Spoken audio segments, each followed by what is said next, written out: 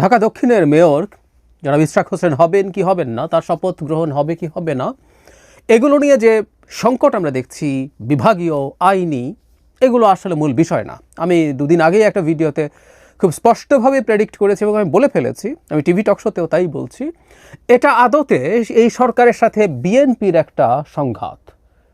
সরকার পরিকল্পিতভাবে কাজটা করছে, সরকার সম্ভবত বা আমরা নিশ্চিতভাবেই বলতে পারি এভাবেই বিএনপি শক্তি পরীক্ষা করতে চাইছে। এটা একটা টেস্ট কেস। সুতরাং এই লড়াইটার দিকে আমাদের দৃষ্টি থাকা দরকার এবং বাংলাদেশের স্বার্থে, ভবিষ্যতের স্বার্থে এই লড়াইয়ের ফলাফল একটা গুরুত্বপূর্ণ নির্ণায়ক ভূমিকা পালন করার সম্ভাবনা আছে। সর্বশেষ যেটা হলো, গতকাল জনাব আসিফ মাহমুদ ফেসবুকে স্ট্যাটাস দিয়েছেন, জনাব ইশরাক কথা বলেছেন ফেসবুকে, এবং জাতীয় নাগরিক পার্টি এনসিপির খুবই গুরুত্বপূর্ণ নেতা জনাব হাসনাত আবদুল্লাহ মাঠে নেমে গেছেন।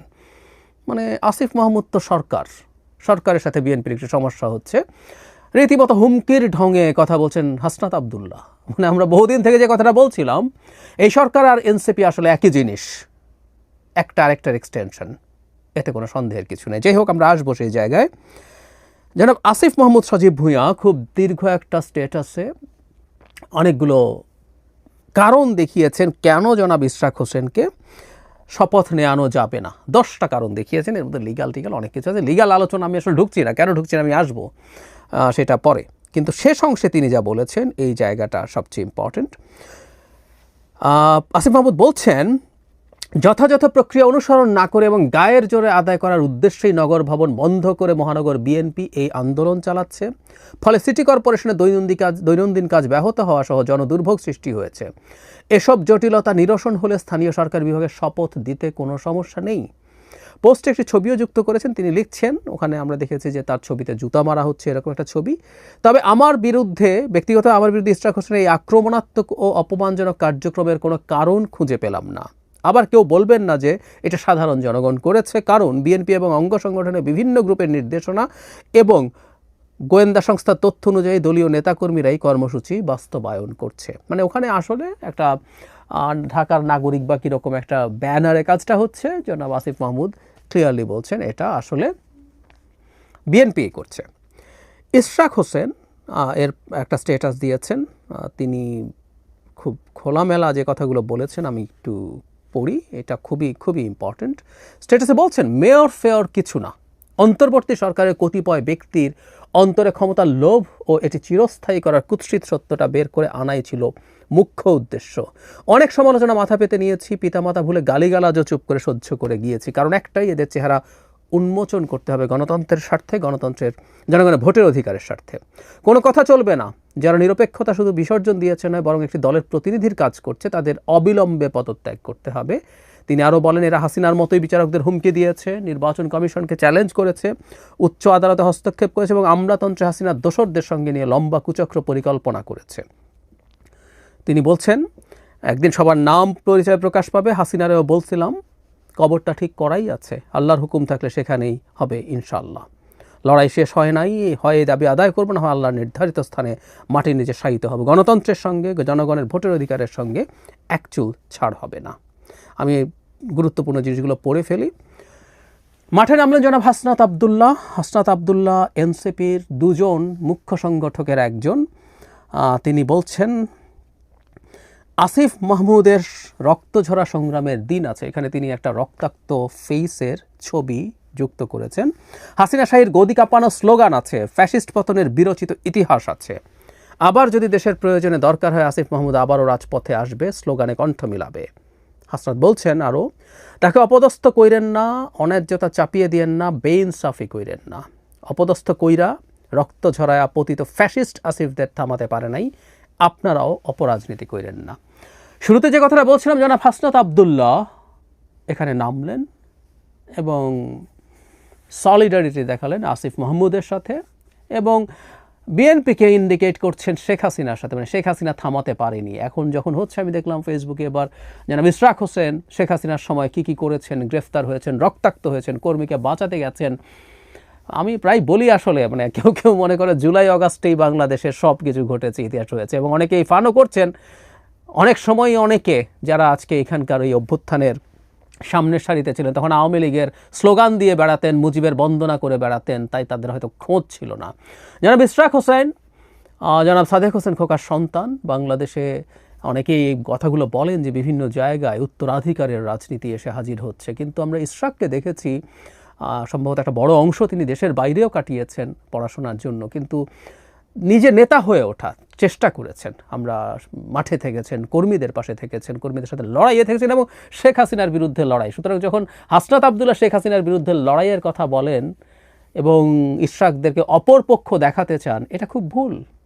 বিএনপি তার সর্বশক্তি নিয়ে বছরের পর বছর শেখ হাসিনার বিরুদ্ধে লড়াই করেছেন এবং আমার একটা আর্গুমেন্ট আছে, বলেছি বহুবার, বিএনপি না থাকলে বাংলাদেশ কম্বোডিয়া হয়ে যেত, এই জুলাই অগাস্ট আসতো না, নো ওয়ে। আমি দীর্ঘ একটা ভিডিও করেছিলাম অভ্যুত্থানের অল্প কিছুদিন পর, আমি সহসা এই ভিডিওটা আবার হয়তো বলবো, কারণ এই আর্গুমেন্টটা এখন মাথাচাড়া দিচ্ছে।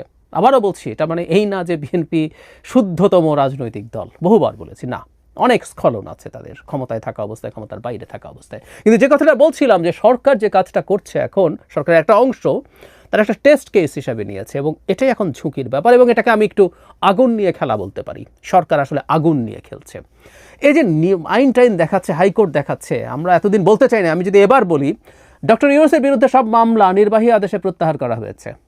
শেখ হাসিনার বিরুদ্ধে যখন 11 মামলা প্রত্যাহার করা হয়েছে নির্বাহী আদেশে, টকশোতে বসে বসে কথা বলেছি।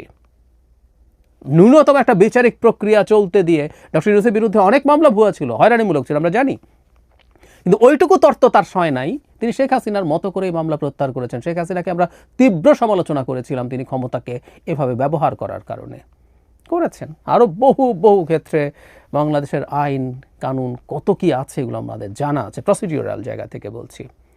সুতরাং যে হাইকোর্ট এখন জনাব আসিফ দেখাচ্ছেন সেটা আদতে জনাব ইশরাককে, বা আমি ব্রডার সেন্সে যদি বলি, বিএনপির শক্তি পরীক্ষা করার জন্যই তারা কাজটা করছেন। কারণ তাদের সামনে এই এজেন্ডা আছে, নির্বাচন যদি তারা পেছাতে চান তখন বিএনপি ঠিক কী করতে পারে, কতটুকু শক্তি প্রদর্শন করতে পারে, সেটার একটা টেস্ট কেস হিসাবে তারা এখন মাঠে আছেন। অথবা অনেক ক্ষেত্রে বিএনপির বেশ কিছু না চাওয়ার কারণে সরকার কিছু কিছু কাজ, বা এনসিপি, বা এভাবে বলা ভালো, পেছনে নাকি অনেক কুশীলব আছে, দু একজন সিরাজুল আলম খানও নাকি আছে, তারা মনে করেছেন বহু ক্ষেত্রে তারা বিএনপির জন্য বেশ কিছু পারে নাই। সুতরাং তারা বিএনপিকে একটা লেসন দিতে চায়, এই শক্তিটা জানিয়ে দিতে চায়, যাতে ভবিষ্যতে বিএনপি তাদের বিরুদ্ধে কোনো না কোনোভাবে লড়াই করতে আসলে হিসেব নিকেশ করে। আমি সিম্পলি ব্যাপারটাকে সেটা মনে করি। জনাব ইশরাকের ফেসবুক স্টেটাসে একই ধরনের ইঙ্গিত আছে। আমি আমার আগের ভিডিওতেও আসলে এটাকে ওভাবেই ফ্রেম করার চেষ্টা করছি, এবং এখন থেকে সামনে ক্রমাগত এই ঘটনাগুলো ঘটবে। আমরা খেয়াল করেছি খুলনা প্রকৌশল বিশ্ববিদ্যালয় কুয়েটের ভিসিকে সরানো নিয়ে, পরে ইভেন ঢাকা ইউনিভার্সিটির ভিসিকে কেন্দ্র করে মূলত আসলে এই পারস্পরিক পাল্টাপাল্টি শক্তি পরীক্ষার প্রক্সিতে আসলে এগুলো পরিণত হয়েছে। এই লড়াইটাও সেটা খুবই দুর্ভাগ্যজনক, কিন্তু এই লড়াইটা সম্ভবত ইনএভিটেবল ছিল। দুর্ভাগ্যজনক এই কারণে বলছি, বিএনপি বা অন্য সব দল, এই যে এনসিপি বা আরও যারা আছেন, এই মুহূর্তে শেখ হাসিনার কোনো লোক এখানে নেই। মূলত যারা আছেন প্রত্যেকে শেখ হাসিনার বিরুদ্ধে লড়াই করা মানুষ। কিন্তু সেটার পরে বাংলাদেশের একটা গণতান্ত্রিক ট্রান্সফরমেশন যেভাবে হওয়ার কথা ছিল, যে রোড ম্যাপ হওয়ার কথা ছিল, সেটা থেকে এই সরকার সরে এসছে পুরোপুরি। এবং ডক্টর ইউনূসকে আমরা ইউফেমিস্টিকলি বলতে পারি ভুল বুঝিয়ে, তাহলে আবার খারাপ লাগে, আমরা শেখ হাসিনাকে বিদ্রূপ করতাম ভুল বুঝিয়ে। তাহলে যদি আমরা এভাবে বলি, সরকারের একটা অংশ যা করছে ভুল বুঝিয়ে বললেও খুব হাস্যকর। যে মানুষকে ভুল বোঝানো যায় সেই মানুষটা বাংলাদেশের এরকম টাফ সময়ে কি দায়িত্ব নেওয়ার উপযোগী? আবার যদি ভুল না বোঝানো হয় তাহলে তো উনি এটার পার্ট। সো আমরা দেখতে পাচ্ছি ভেরি মাচ দেখতে পাচ্ছি এরকম একটা প্লট চলছে, এবং সেই প্লটের অংশ সরকার বা সরকারের একটা অংশ এটার সাথে জড়িত হয়ে পড়ছে, এবং একটা অংশকে বিরুদ্ধে। কারণ হলো যে দলটা নির্বাচন দিলে ক্ষমতায় যাবে, তাকেই এখন থেকে নানাভাবে নানা রকমভাবে তার বিরুদ্ধে দাঁড়িয়ে তাকে ব্যাকফুটে ঠেলে দেওয়ার চেষ্টা হচ্ছে। এটা একটা পরিকল্পিত কাজ, খুবই দুর্ভাগ্যজনক, কারণ এটা একটা সংঘাতময় পরিস্থিতি তৈরি করবে। সংঘাত আসলে টু সাম এক্সটেন্ট অনিবার্য হয়েই যাবে, কারণ বিএনপি একটা বুর্জোয়া রাজনৈতিক দল, সে নির্বাচন চায়, সে ক্ষমতায় যেতে চায়, প্রত্যেক দলই ক্ষমতায় যেতে চায়। ক্ষমতায় যাওয়ার মতো ন্যূনতম কোনো জনসমর্থন না থাকার পরও এনসিপির লোকজন বিভিন্ন মন্ত্রণালয়ে কি করে বেড়ায়, এখন না 5 আগস্টের পর থেকে জামায়াতের লোকজন কি করে বেড়ায় আমরা জানি তো, এইগুলো জানা গেছে। সুতরাং ক্ষমতায় যেতে চায় সবাই। বিএনপি ক্ষমতায় গেলে হচ্ছে খুব অসাধারণ সুশাসন দেবে, আমাকে ভুল বুঝবেন না, আমি সেটা ক্লেম করছি না। আমাদের তখনও আবার ফাইট থাকবে, আমি মনে করি তখনও সেই ফাইটটা আমাদের সবাইকে করতে হবে, কিন্তু একটা গণতান্ত্রিক ব্যবস্থার মধ্যে দেশকে ঢুকতে হবে, এটা হলো সবচেয়ে জরুরি কথা। কিন্তু না, সেখানে দাঁড়িয়ে এখন ওই ব্যাপারটাকে ডিসরাপ্ট করে ক্ষমতা ধরে রাখার চেষ্টা হচ্ছে। যাদের ন্যূনতম নির্বাচনে কিছু করার মুরদ নাই, তারা যদি এভাবে ক্ষমতায় ধরে রাখতে পারেন তাদের জন্য এটা খুব ভালো ব্যাপার। কারণ বিএনপি যদি ক্ষমতায় আসে ইলেক্টেড হয়ে কোথায় যাবে, প্রভাব প্রতিপত্তি, ডিসি ট্রান্সফার, ওই বিশ্ববিদ্যালয়ে ভিসি নিয়োগ করো, ওইখানে সচিব নিয়োগ করো, ট্রান্সফার করো, এই সব ক্ষমতা কোথায় উবে যাবে সেটা তো অনেকে ছাড়তে চাইবেন না, চাইছেন না। ঠিক সেটাই আসলে আমরা দেখতে পাচ্ছি। লড়াইটা সম্ভবত শুরু হয়ে গেল। আমি চাই শুভবুদ্ধির উদয় হোক। শেষ পর্যন্ত আমি ডক্টর ইউনূসের উপরে এই আস্থা রাখতে চাই যে তিনি এই চক্রর সাথে অ্যালাইন্ড হবেন না। এই চক্র যে অনেক বেশি ট্র্যাকশন পাচ্ছে সরকারের ভেতরে, অনেক বেশি গ্রাউন্ড তৈরি করছে, আরও প্রমাণ আছে, আমি সেগুলো নিয়েও কথা বলবো। সুতরাং বিএনপিকে সম্ভবত এখন মাঠে এসেই নির্বাচন আদায়ের দাবিতে নামতে হবে,